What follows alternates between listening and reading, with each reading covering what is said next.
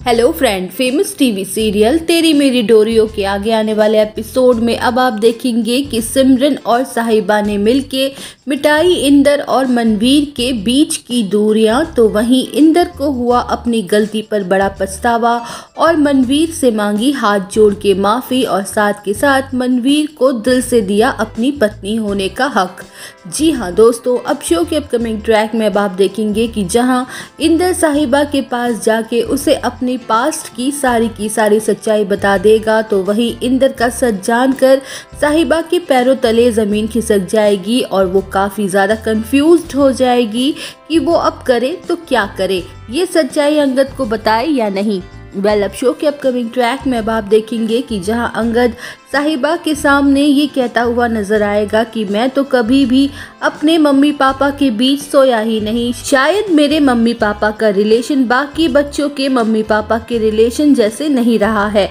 जहां अंगद की बातें सुनकर साहिबा काफ़ी ज़्यादा हैरान हो जाएगी। वो समझ जाएगी कि इंदर सर और मनवीर मैम के बीच कुछ भी ठीक नहीं है। तो वहीं अब साहिबा इनडायरेक्टली सिमरन की हेल्प से इंदर और मनवीर को बार बार पास लाने की कोशिश करने वाली है और उन दोनों के बीच की दूरियों को मिटाने की कोशिश करने वाली है। साहिबा ये भी कोशिश करेगी कि सिमरन अपना ज़्यादा से ज़्यादा समय मनवीर के साथ स्पेंड करे। अब शो के अपकमिंग ट्रैक में दिखाया जाएगा कि अब इंदर को भी अपनी गलती का एहसास होने वाला है और ये एहसास कोई और नहीं बल्कि साहिबा ही इंदर को करवाएगी और साथ के साथ इंदर से ये भी कहती हुई नजर आएगी कि अभी जो आपके पास जो आपके रिश्ते हैं अंगद और मनवीर मैम का, अगर आप उसे ही अच्छे से नहीं निभा पा रहे हैं तो आप कैसे सिमरन के एक अच्छे पिता होने का रिश्ते को निभा पाओगे, सिमरन को कैसे उसका हक और अधिकार दिलवा पाओगे। भाई साहिबा की कड़वी और सच्ची बातें सुनने के बाद